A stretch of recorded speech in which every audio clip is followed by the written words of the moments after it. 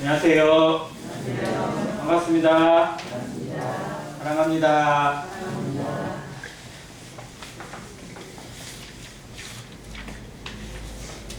이번 겨울의 마지막 추위 같습니다. 아침 저녁으로 쌀쌀하고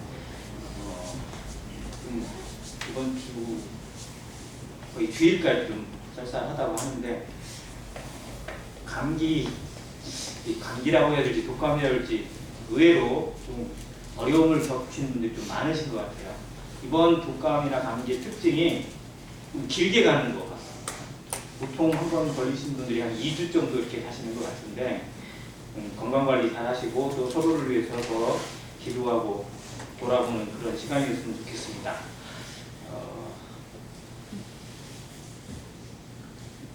자매님이 원하셔서 정말 원하고 바라고 기도하시는 찬양인 것 같은데 가사나 이런 분들이 참 은혜가 되는 것 같습니다.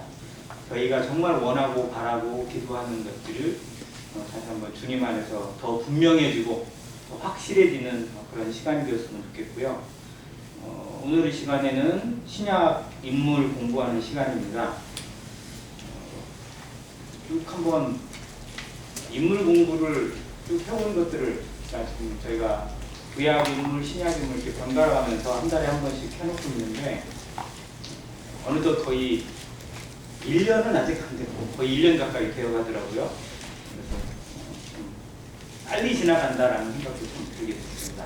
오늘 공부할 인물은 신약 인물 가운데 이방인이었는데 가장 먼저, 가장 최초로 성령을 받은, 이렇게 신약에 나타나는 이방인 가운데 구원받은 사람이라고 하면 좀 애매하거든요, 솔직히. 근데 성령을 받은 최초의 인물 누구죠?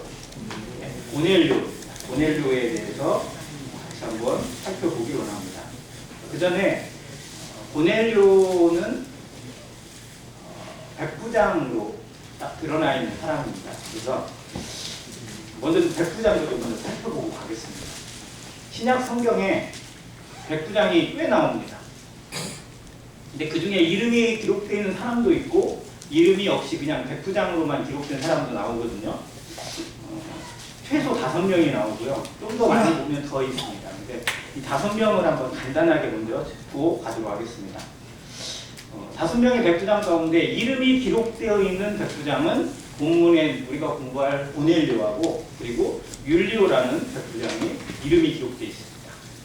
근데 율리오는 나중에 이제 사도 바울이 로마로 압송될 때 그 알렉산드리아 배를 타고 갈 때 그 배를 맡고 책임지는, 배수 호송을 책임지는 백부장이었어요. 그에 대해서는 성경이 이름을 기록해주고 있습니다. 처음에 이 율리오는 바울의 말을 믿지 않았어요. 바울이 미리 얘기했거든요. 야, 이번 행선이 정말 어렵다, 힘들다. 그러니까 안 갔으면 좋겠다. 그리고 이제 가더라도 거기에서 머물고 겨울을 하고 나서 갔으면 좋겠다 했는데 오히려 그 선주의 말을 더 의지해서 출발을 했다가 정말 죽을 뻔한 어떤 그런 위기를 갖게 되면, 그리고 그 위기를 겪으면서 이 사람, 이 백부장 율리오의 마음이 이렇게 그걸 믿었다고 해야 될지 잘 모르겠지만 바울을 새롭게 보게 되고 바울을 아끼는 마음이 늘어나게 되고 존중하게 되는 그런 모습이 나타나게 되는 것을 봅니다.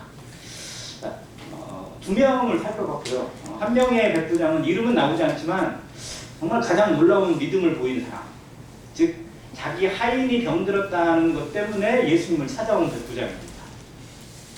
저는 놀라운 게 뭐냐면 자기 자식이 아파서, 자기 자녀가 아파서 찾아오면 이해하겠어요.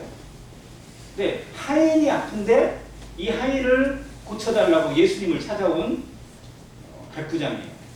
정말 특이합니다. 자, 그는 이방인이에요. 그리고 그들의 가버나움에 거주하고 있는 백부장이었는데 그 도시를 어떻게 보면 책임지고 있는 행정 책임관이기도 하고 군인이에요. 그래서 지배층이고 권력자입니다. 그러니까 맘만 먹으면 자기의 권력대로 뭐든지 할 수 있는 사람인데도 불구하고 정중한 모습으로 예수님을 찾아와요. 그리고 오히려 그곳에 있는 다른 뭐 장로들이나 이런 유대인들이 이 사람의 이 소원은 들어주셔야 된다. 이 사람이 진짜 우리를 위해서 좋은 일을 많이 한 사람이다라고 이렇게까지 얘기를 해줍니다. 자, 그를 만나면서 예수님이 알았다, 내가 고쳐주러 갈게 라고 했더니 예수님이 내 집에 들어오시는 걸 나는 감당할 수 없습니다 라고 하면서 하는 말이 말로만 하고 말씀으로만 해달라고, 그러면 내 하인이 낫겠다고. 예수님이 누구신지를 누구보다도 더 꿰뚫어보고 있었고 제대로 알고 있었던 백부장이었습니다. 자기도 밑에 사람들을 거느리고 있어서 자기의 말만 하면 이 사람이 오기도 하고 가기도 한다. 하물며 당신은 하나님의 아들이신데 그 말씀 한마디에 내 하인의 병이 어떻게 통제를 받지 않고 낫지 않을 수 있겠느냐라고 믿음을 보여줍니다. 그 사람의 믿음을 보고 예수님이 기이 여기셨다고 기록되어 있고, 유대인 중에서도 이만한 믿음은 내가 만나보지 못했다. 그러면서 거기에 놀라운 말씀을 하나 해주시는데, 이후로 동서남북으로부터 많은 사람들이 들어와서 하나님의 나라가 될 것이다 라는 비밀을 얘기해요. 즉 교회의 비밀입니다. 유대인이 아니라 하나님의 나라가 유대인에게서 배척을 받지만 오히려 동서남북에 있는 이방인들로 말미암아 채워지게 될 비밀을 이 백부장의 믿음을 통해서 근거로 해서 이야기해 주시는 대목이 나타납니다. 그러고 보면 그 백부장은 정말 어떤 교회의 어떤 비밀을 알려주는 계기를 만들어낸 사람이기도 합니다. 그리고 또 한 명의 백부장은 예수님이 십자가에 못 박힐 때 그 십자가 처형을 책임진 백부장이에요. 역사에서는 이 사람의 이름을 말쿠스라고 하기도 한다고 하는데 성경에는 이름이 드러나 있지 않습니다. 이 사람은 처음부터 끝까지 예수님이 십자가를 지고 골고다까지 가시고 거기서 못 박혀서 7마디의 말씀을 남기시는 것들을 다 봤던 증인이에요. 그리고 그 예수님의 말씀 속에 담겨있는 것들을 하나하나 되새기면서 정말 예수님을 새롭게 만나고 새롭게 본 사람입니다. 그리고 그가 성경에 놀라운 고백을 하죠. 이는 진실로 하나님의 아들이었도다. 이 백부장의 입을 통해서 하나님이 성령의 놀라운 복음을 증거하게 하시고 하나님의 아들 예수 그리스도가 과연 우리를 위해서 무엇을 하시는지를 증거하게 하시는 기록을 남겨주십니다. 그런 의미로 보면 이 백부장도 정말 귀하게 쓰임받은 백부장입니다. 대부분이 참 귀하게 쓰임받았는데 여기에 마지막에 기록된 한 사람만 조금은 좀 애매한 위치에 서 있어요. 이 사람은 사도 바울을 체포해서 때린 백부장이에요. 사도 바울이 예루살렘에 갔는데 예루살렘에서 막 유대 군중들에서 막 밀치고 막 난리가 납니다. 그때 군이 동원돼 가지고 거기서 유대 그 폭도들과 바울을 분리해내요. 그리고 바울을 잡아다가 이유도 없이 때려버려요. 그러니까 마치 유대인들이 저렇게까지 화를 내고 저렇게까지 죽이려고 하는 건 이 사람이 큰 죄인이다 라는 생각을 자기 마음속에 정해놓고 그냥 먼저 매질을 해버렸어요. 그랬더니 바울이 뭐라고 했냐면 네가 어떻게 로마 사람인 나를 죄도 정하지 않고 때릴 수 있느냐 라고 했던 말에 겁을 먹고 천부장에게 이야기를 했던 그 백부장, 역시 이름은 드러나 있지 않습니다. 근데 그 사람도 나중에는 조금 바뀌는 것 같아요. 나중에 정말 유대인 그 40명이 결사대가 만들어져서 바울을 죽일 때까지는 물도 안 먹고 음식도 안 먹겠다 뭐 이런 결사대가 조성됐다는 이야기를 친족에게 듣고 그 백부장에게 알려서 가이사라로 급하게 후송을 하게 되는 일을 이 백부장을 통해서 맡게 됩니다. 아무튼 신약 성경에 나와 있는 백부장들은 다 이 복음과 연결되어져 있습니다. 어떤 사람은 예수님과 만나고 있고 어떤 사람은 베드로랑 만나고 어떤 사람은 사도 바울과 만나는데 그들을 통해서 정말 그 예수님이, 사도 바울이, 베드로가 무엇을 전하고 있고 무엇을 알려주고 있는지 그 이방인의 눈과 입을 통해서 성경이 하나씩 하나씩 보여줘요. 그 중에 이 고넬료는 너무도 분명하게 성령을 받고 성령의 열매를 맺고 복음을 영접하고 구원받고 또 이방인 가운데 어떻게 보면 최초로 정말 이 교회라는 이름으로 등록되는 영광을 누리게 되는 그런 사람으로 등장을 합니다. 사도행전 10장을 같이 보겠습니다.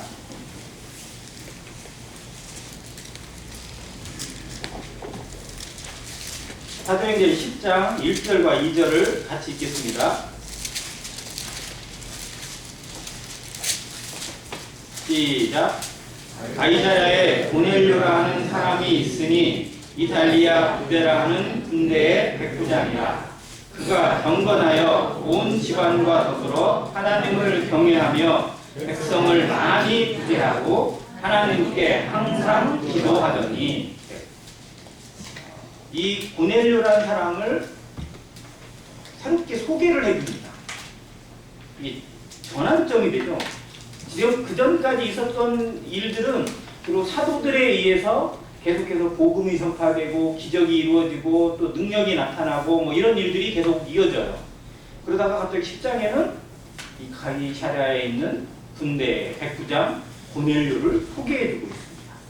자, 이 사람이 어떻게 하나님 앞에 부르심 받고 또 베드로를 만나게 되는 것인지를 여기에 자초지종을 상세하게 기록을 해주고 있습니다. 근데 그를 뭐라고 소개하느냐? 2절에 나와 있는 것에 놀라운 것이 세 가지가 있어요. 먼저 그가 경건한 사람입니다. 그리고 하나님을 경외하는 사람이에요. 자, 경건한 사람들은 많지만 하나님을 경외하는 사람은 또 다른 면이 있어요. 그러니까 경건이 하나님 앞에 경건이 아니라 사람 앞에 경건도 의외로 많거든요. 사람들에게 보여주는 경건, 즉 가식적이고 위선적인 그러한 모습으로 정말 자기의 점잖음을 냈고 자기가 인격적이고 또 뭔가 교양이 있는 사람인 것을 보여주는 사람들은 많겠지만 하나님을 경외하는 사람은 또 다릅니다. 그런데 그는 가이사랴는 실상 유대를 통치하기 위한 어떻게 보면 통치의 행정 도시예요. 물론 유대인의 가장 큰 도시는 예루살렘이지만 예루살렘보다 오히려 로마의 군대가 더 많이 거주하고 또 로마의 총독의 관저가 있고 하는 곳은 가이사랴입니다. 그 이유는 가이사랴가 해변이기 때문에 그래요. 로마에서 오는 배, 또 여러 가지 배들이 거쳐가는 항구가 이 가이사랴에 있기 때문에 가이사랴가 어떻게 보면 다스림에 있어서는 더 중추적인 역할을 하게 됩니다. 그 가이사랴에 머물고 있는, 즉 그곳에 어떻게 보면 치안이나 이런 걸 담당하고 있고 유대인들을 다스리고 있는 백부장인데 그가 경건하고 하나님을 경외하는데 자기만 경외하는 게 아니라 온 집안과 더불어, 즉 자기의 식구들도 정말 하나님을 경외하는 식구들이에요. 자, 이방인인데 하나님을 경외한다. 정말 이게 정말 좀 독특하기도 합니다. 또 두 번째는 뭐가 있어요? 백성을 많이 구제합니다. 백성을 구제한다는 얘기는 이 백성들이 누구를 의미해요? 로마 시민들을 얘기하나요? 아니에요. 유대인들입니다. 지금 그가 거주하고 있고 다스리고 있는 이 유대의 백성들을 긍휼히 여기고 그들을 구제합니다. 그들을 불쌍히 여기는 거예요. 이게 누구의 마음이에요? 하나님의 마음이죠. 하나님을 경외할 뿐만 아니라 하나님의 마음과 긍휼을 가지고 있고요. 그것으로 구제 활동을 해요. 자, 세 번째는 뭐예요? 더 놀라운 하나님께 항상 기도합니다. 정말 하나님을 말로만 경외하는 게 아니라 그의 삶에 기도가 정말 습관처럼 되어 있어요. 그가 항상 기도한다는 의미가 어떤 의미냐면요. 자, 유대인들이 기도 시간을 정해놓고 해요? 아니면 마음대로 해요? 정해놓고 합니다. 하루에 몇 번? 네, 3번, 기본 3번이고요. 많이 하는 사람 5번을 합니다.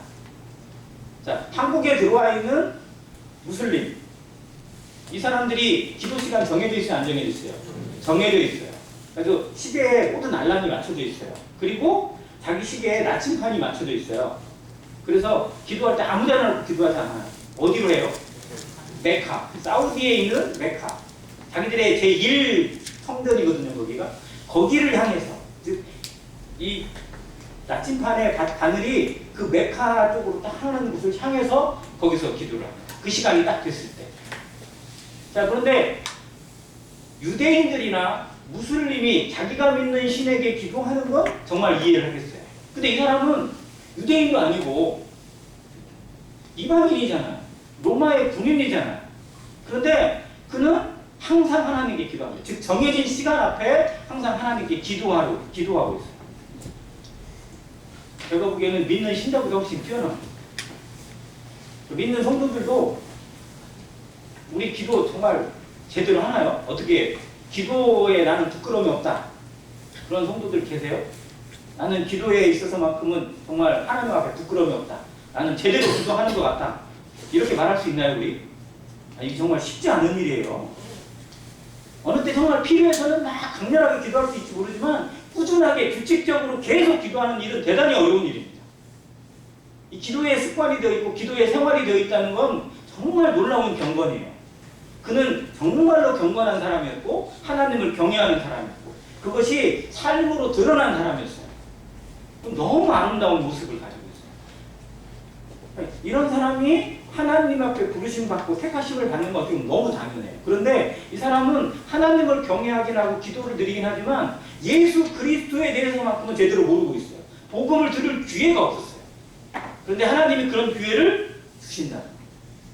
마음이 준비되어 있는 자에게 그 밭이 갈려져 있고 부드러운 자에게는 하나님을 알 수 있는 기회를 반드시 주신다. 물론 딱딱한 사람에도 기회를 주세요. 그런데 이 사람은 어떻게 보면 정말 밭 가운데서 가장 준비되어 있는 밭의 모습을 가지고 있습니다. 그런데 이 사람이 가지고 있는 결정적 한계는 뭐냐면 그가 로마의 군인이라는 거, 백부장이라는 거. 자, 복음이 지금은 유대인들에게만, 사도들에게만 전파되어 있습니다.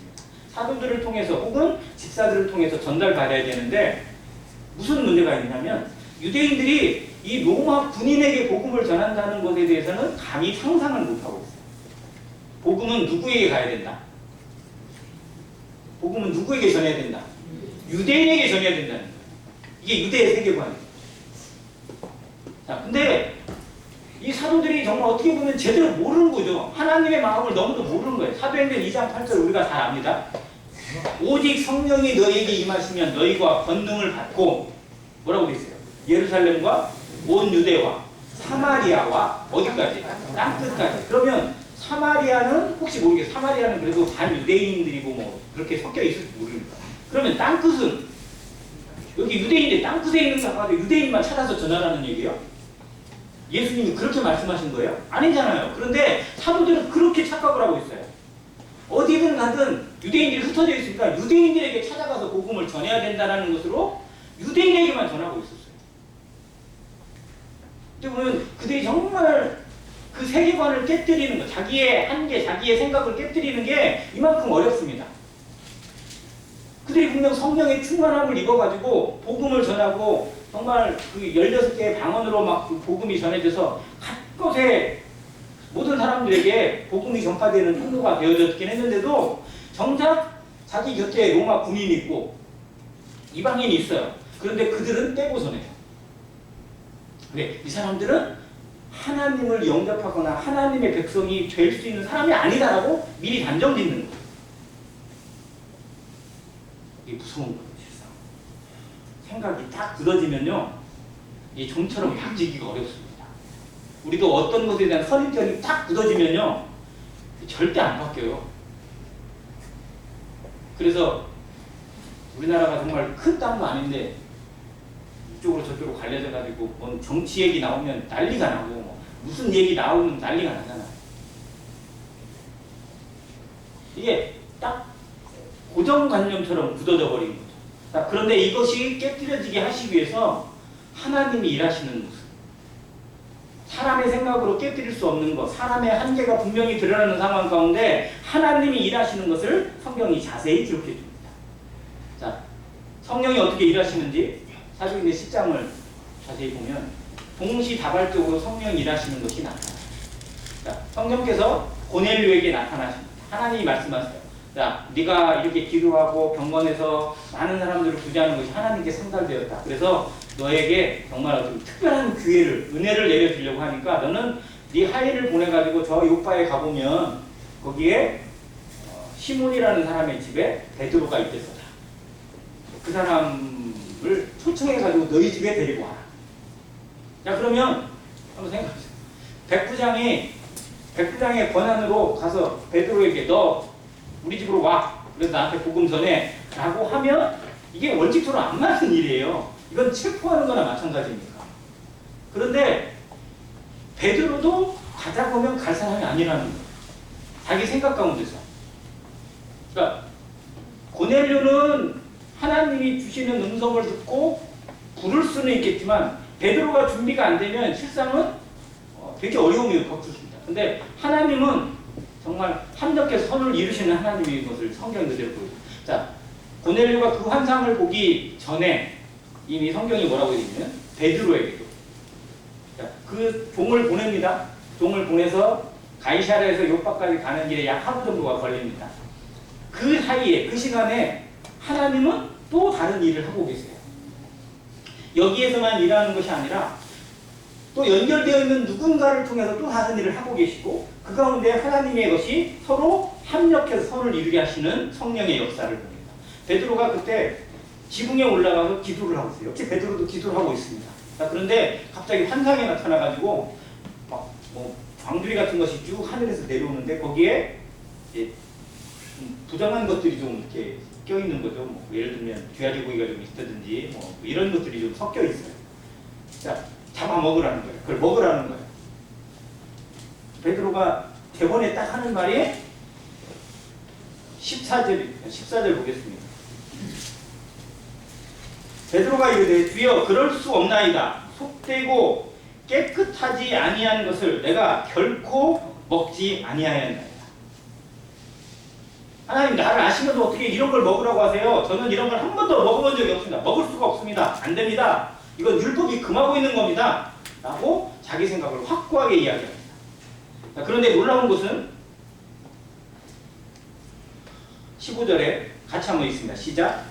또 두 번째 소리가 있으되 하나님께서 깨끗하게 하신 것을 내가 속되다 하지 말라. 하나님께서 깨끗하게 하신 것, 하나님께서 거룩하게 하신 것, 하나님께서 정말 모든 죄를 사하시고 예수 그리스도를 통해서 구원함을 주신 그 놀라운 은혜의 가치를 성령이 지금 너를 통해서 증거하고 있는데 네 마음대로, 네 생각대로 그것을 부정하다거나 거룩하지 않다고 하거나 잘못된 거라고 하나님이 하시는 일에 네가 회방거리가 되지 말라는 겁니다. 실상 자기의 생각이, 우리의 생각이 하나님이 하시는 일을 회방할 수도 있고요. 하나님의 역사를 방해할 수도 있습니다. 자, 그런 사례는 교회사에도 얼마든지 찾아볼 수 있고 지금 베드로가 그 모습 가운데 있습니다. 자, 두 번째 그 환상이 또 내려옵니다. 자, 여기 뭐라고 되어 있냐면 16절에 이런 일이 몇 번 있으면 3번이나 있었어요. 즉 똑같은 일을 3번씩이나 반복시키셨어요. 한 번만 얘기하고 그냥 했으면 아마 베드로가 그래도 아니야, 안 돼야 이렇게 했을 것 같아요.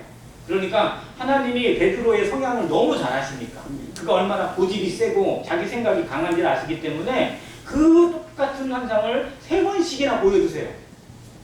같은 음성을 3번이나, 즉 하나님께서 깨끗하게 하신 것을 네가 속되다고 하지 말아라 라고 하는 말씀을 3번씩이나 주시고 그 환상이 떠납니다.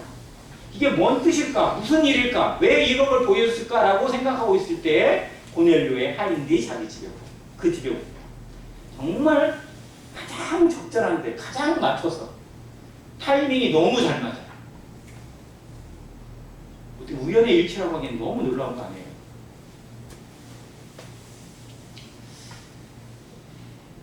저희 간증을 들어보신 분들은 아시겠지만 제가 고등학교 2학년 9월달 정도에 친척집에서 어떻게 얹혀 살았죠.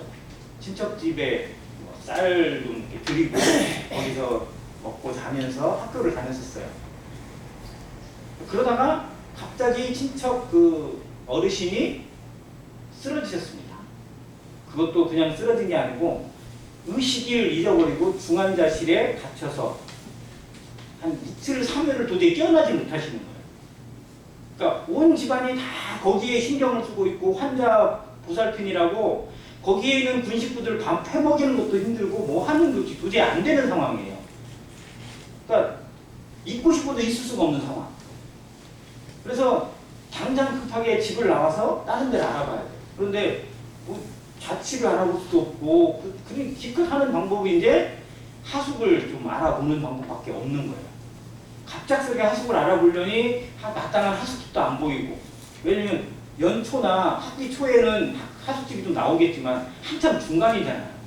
근데 그때 갑자기 저한테 집을 구한다고 하는 얘기를 듣고 나랑 같이 있으면 돼 라고 얘기한 게 인석이 형제예요.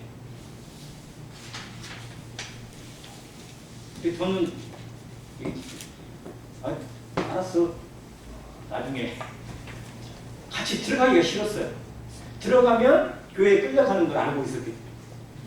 들은 이야기가 있거든요. 거기랑 같이 하숙을 한 애들은 다 교회에 끌려갔어요. 가기 싫으면 같이 하숙을 하면 안 돼요. 왜냐면 얘는 학교에서 우등생이에요. 학급에 실장도 했었고 뭐 찬양단 비슷한 것도 했고 아무튼 보면 너무 FM이야. 공부도 잘하지, 착하지, 그리고 운동도 잘하지. 선생님들이 다 좋아할 애들이고 친구들이 다 좋아해요. 근데 친구들이 왜 꺼리느냐? 가면 교회를 데려가. 무조건 교회를 데려가니까 별로 안 가고 싶어요. 그래서 저 안 가고 싶었어요. 근데 아무리 찾아도 하숙집을 찾을 수가 없어요. 급하게 들어가야 되는데 하루가 급한데. 그래서 어쩔 수 없이 그냥 내가 뭐 버티면 되겠지 라는 마음으로 들어갔죠.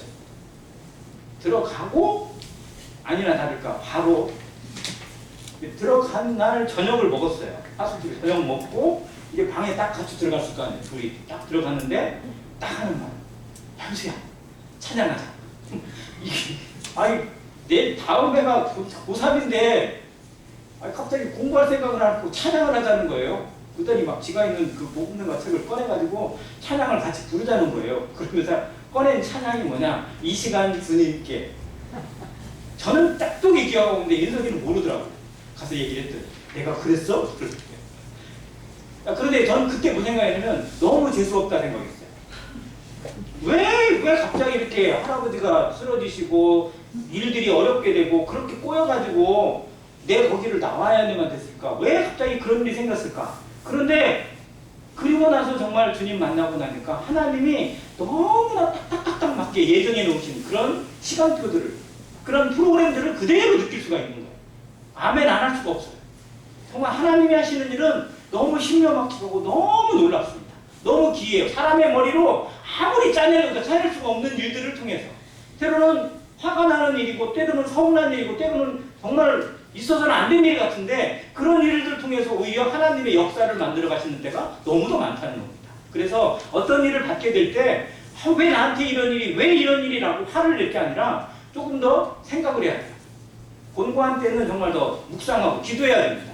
왜 이 일이 허락됐을까? 왜 이 일을 주셨을까? 이 일을 통해서 하나님은 무엇을 이루어 가시려고 하시는 걸까라고 생각하면 우리 마음이 진짜 평강을 얻을 수 있습니다.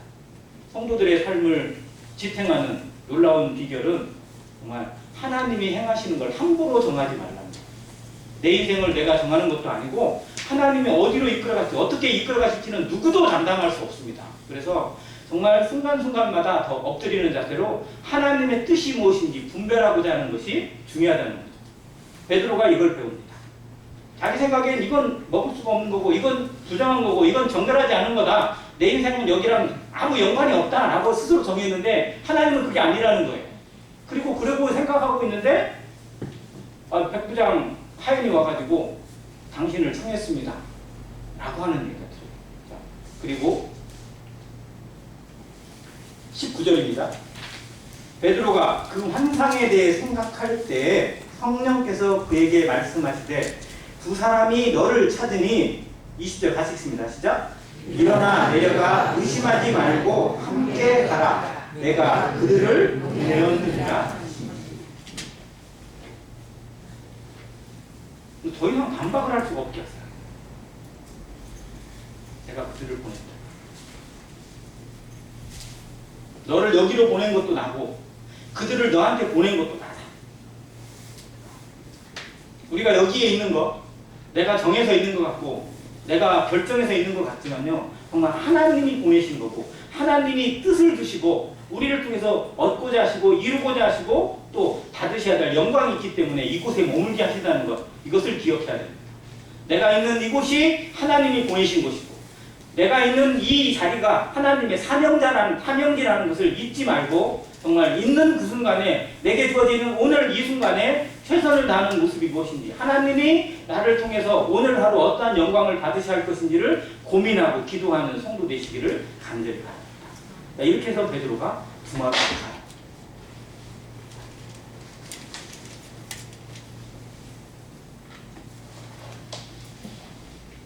24절입니다. 이튿날 가이사랴에 들어가니 고넬료가 그의 친척과 가까운 친구들을 모아 기다리더니, 그 집안이 하나님을 잘 믿고 경외하는 건 알겠어요. 그런데 이제 어디까지 불러요?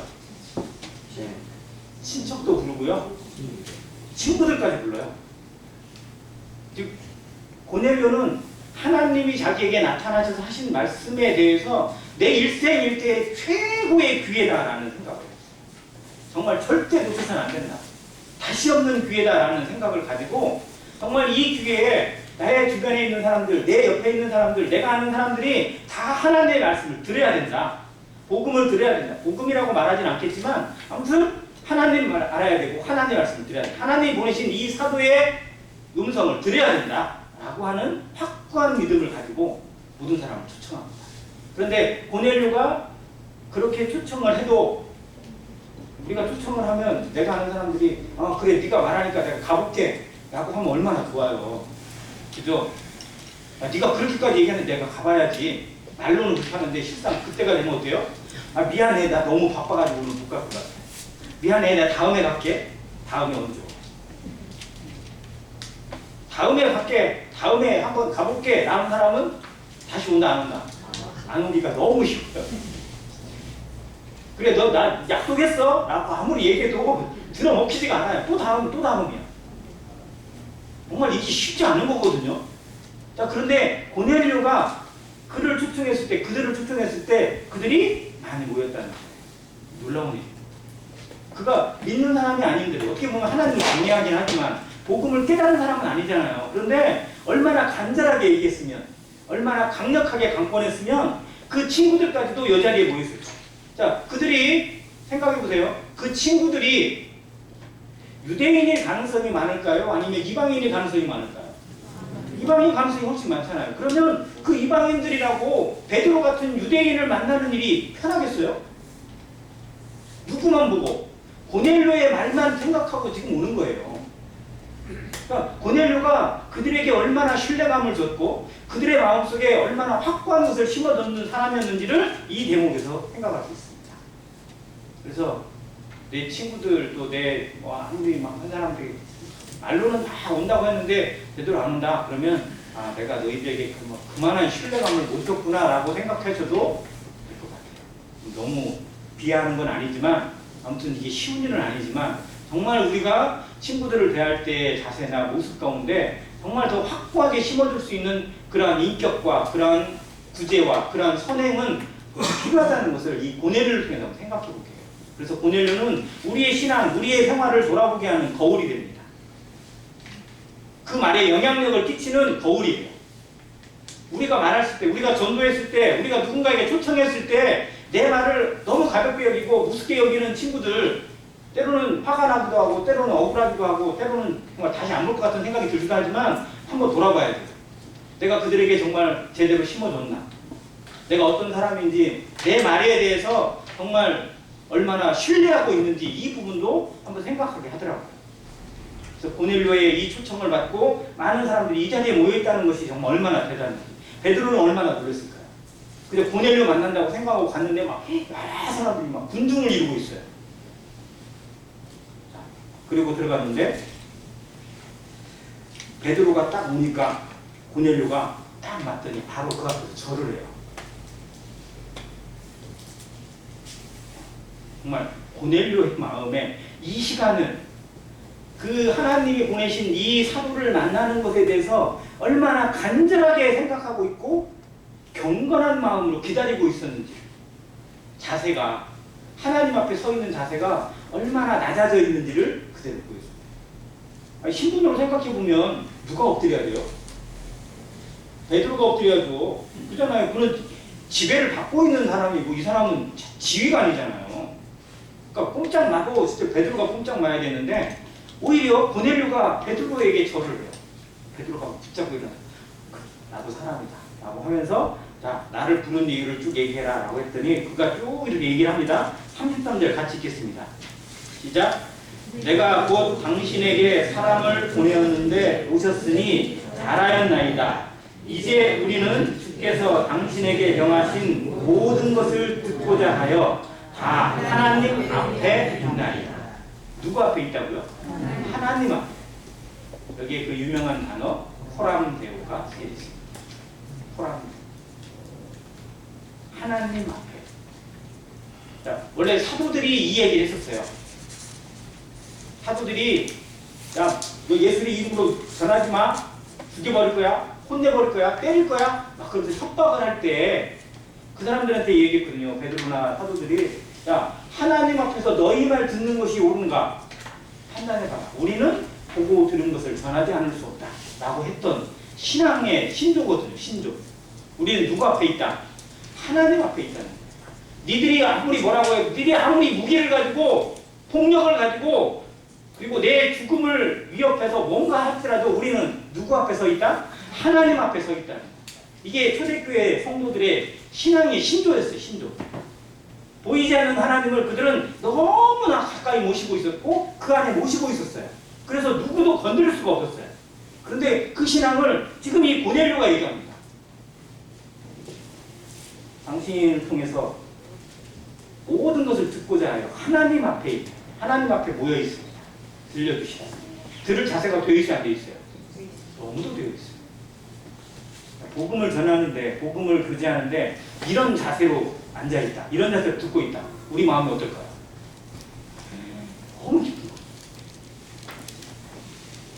우리 사람은 그냥 하나를 알려주면 막 10개를 막 이해하고 믿어버리는 그런 모습. 뭐 길게 말할 필요도 없어요. 이 세계에 복음을 풀어줍니다. 누구에 대해서? 예수 그리스도에 대해서. 유대인들은 그를 신성 모독죄로 죽여버리고 로마의 가이사에 반항하는 반역죄로 처단해달라고 빌라도에게 그렇게 요청을 해가지고 결국 십자가에 못 박아 죽였다. 그러나 39절과 40절에 있습니다. 우리는 유대인의 땅과 예루살렘에서 그가 행하신 모든 일의 증인이라 그들이 나무에 달아 죽였으나 하나님이 4월 만에 다시 살리사 나타내시되 그렇게 하시고 43절 같이 읽습니다. 시작. 그에 대하여 모든 선자도 증언하되 그를 믿는 사람들이 다 그의 이름을 힘입어 죄사함을 받는다 하였느니라. 예수 그리스도의 이름을 힘입어서 죄사함을 얻는 이 놀라운 하나님의 선물과 구원의 능력을 맛보게 하시는 분이시다. 그분이 우리가 전하는 분이고 우리는 그분을 전하기 위해서 우리의 목숨도 아깝지 않고 우리의 모든 것을 다하고 있다라고 너에게 여기 온 이유도 바로 예수 그리스도가 누구신지를 알리기 위해서 왔다라고 선포해주고 있습니다. 복음을 풀어줬습니다. 예수 그리스도가 누구신지 그리고 왜 그분이 우리의 구세주가 되고 믿는 주가 되어야 되는지를 설명을 했습니다. 자, 그들이 그 말씀을 그대로 받아들입니다. 정말 스폰지가 물을 빨아들이는 것처럼 그대로 받아들이고 있는데 말씀이 그들 마음속에 뿌리 박히고 그들의 심령을 터치하고 있을 그때 누가 같이 일해요? 성령이 일하십니다. 44절 베드로가 이 말을 할 때 성령이 말씀 듣는 모든 사람들에게 내려오십니다. 여기서 정말 놀라운 단어가 하나 있어요. 성령이 말씀 듣는 누구에게? 모든 사람에게. 저는 고넬료에게만 내려오면 그나마 좀 모르겠는데 모든 사람에게 내려왔다. 자, 그러면 거기에 모여있는 사람들, 고넬료와 고넬료의 식구들, 친척들, 친구들 이 사람들이 다 말씀을 어떻게 받고 있다는 거예요? 정말 하나님의 말씀을 그대로 받고 있다.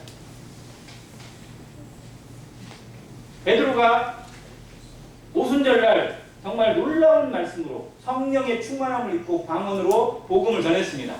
그때 정말 그 듣는 사람들의 마음이 어떻게 됐어요? 다 찔렸어요.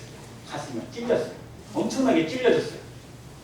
야, 형제들아, 그럼 우리가 어떻게 해야 되냐? 어떻게 해야 되냐? 내가 어떻게 해야 돼? 내가 어떻게 해야 돼? 막 이런 마음이었어요. 즉 가만히 있을 수가 없었어요. 그런데 여기에는 더 놀라운 일이 일어났어요. 이방인들인데 어떻게 해야 돼? 이가 아니라 바로 성령이 그들에게 임하셔가지고 성령의 역사가 나타나기 시작합니다. 이 이방인들이 뭐를 해요? 방언을 하고 하나님을 높입니다. 찬양을 드립니다.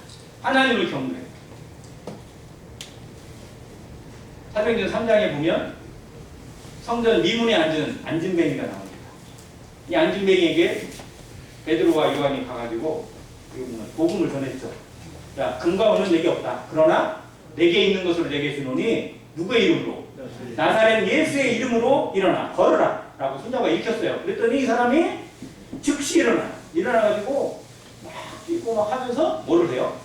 찬양을 합니다. 막 성전으로 막 들어가가지고 막 달려가면서 막 찬양을 하는 거예요.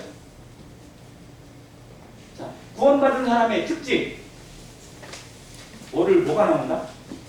찬양과 감사가 나온다. 처음 구원받고 구원의 즐거움을 깨닫고 그 감사가 있었을 때, 그 감격이 있었을 때 정말 어떤 분의 표현이 있어요. 밤새도록 찬양합니다. 안 그러셨어요? 막 모든 찬양이 막 너무 감사해요. 눈물을 흘리면서도 찬양을 드리고 감사가 넘쳐. 모든 찬양이 막 왜 이렇게 막 다 아름다워요. 자, 이 시대는 찬양의 능력을 잃어버린 시대라고 저는 진단을 합니다. 다른 것에 너무 막히는 거예요. 찬양의 능력이 정말로 좀 약해져 있어요. 근데 정말 우리 신앙의 이 찬양의 능력, 감사의 능력이 회복돼야 됩니다.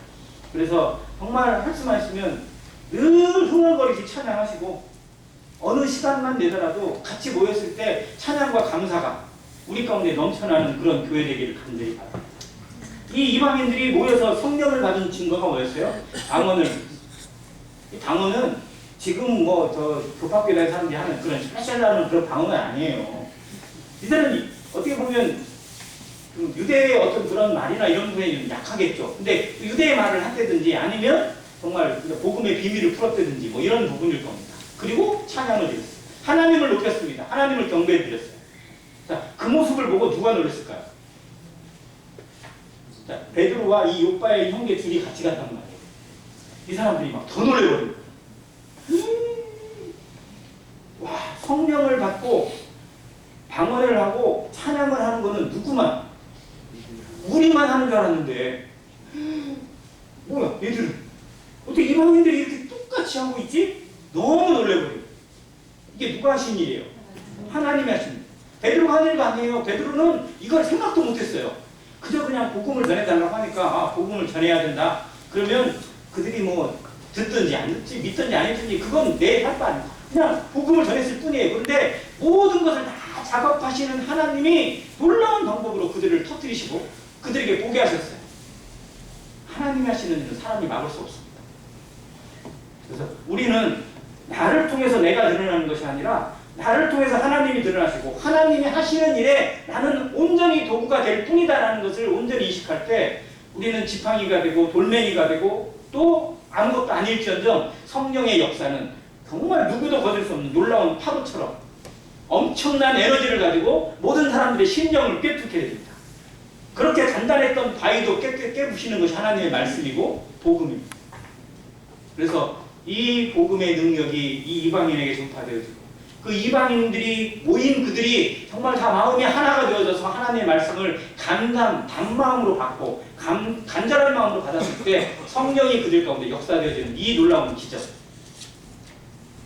이 시대에 안행교회를 통해서 이러한 기적들이 더 볼 수 있게 되기를 기도합니다.